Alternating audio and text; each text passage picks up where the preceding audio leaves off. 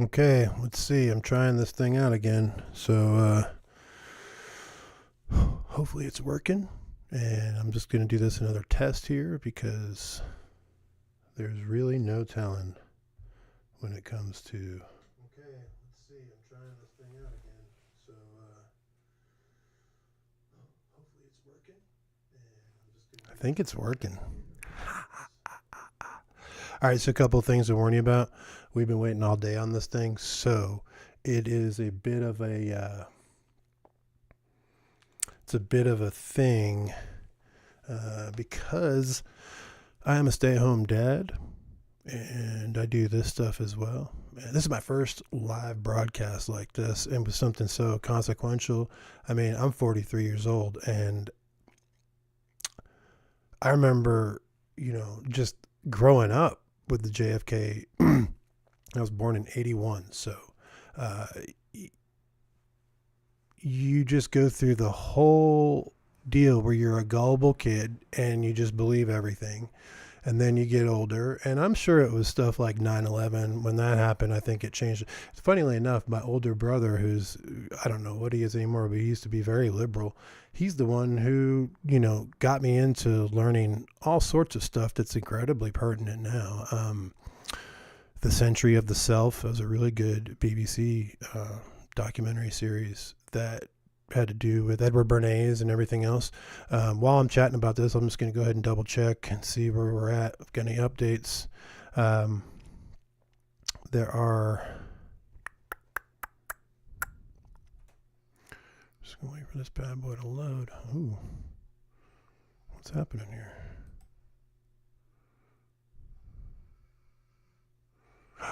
Wait, what? Slash JFK. Let's see.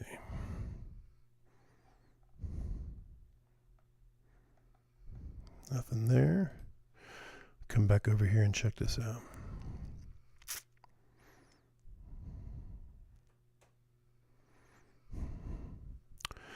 Back to just what I was chatting about.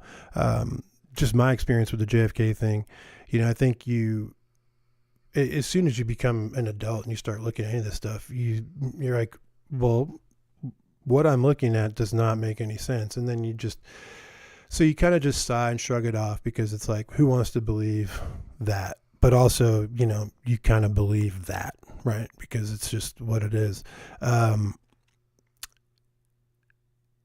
And to have this can kick so far down the road so many different times.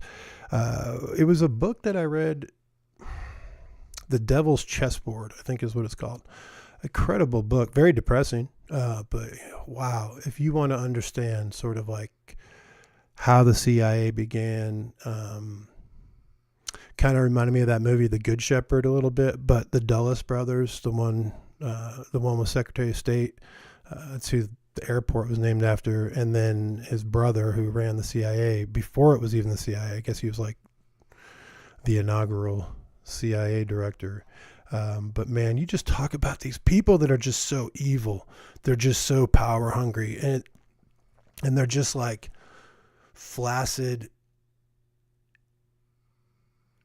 just weaklings. You know what I mean? It's like Mitch McConnell, these people like that. You look at him and you think, how does this guy have any control over me whatsoever? I used to be a registered Republican until Mitch McConnell, and then I became an independent just because I think any blind loyalty to any party is just silly. So, real excited about Trump and JD and everybody else, but there's also that healthy skepticism in me that makes me wonder, well, if this was a big grand, design, if you look back at the last decade or two, you'd say to yourself, they're creating the crisis that is like so easy to solve. It's like someone's like, hey, we're going to have people not steal, or we're not going to cut off kids' body parts, crazy, radical, awesome ideas. But it makes me think of those Bible verses where it's like people were like, who is like him, you know? And I think I literally have said those words out of my mouth before about Trump, which is always like, it scares me because as a believer, I do pray for my leaders, and even Biden during that whole time, it was hard, but you know, you even pray for the ones that you maybe even especially pray for the ones that are harming you, because only, you know, God can, you know, shape their heart or shift what they're thinking or anything. And it was,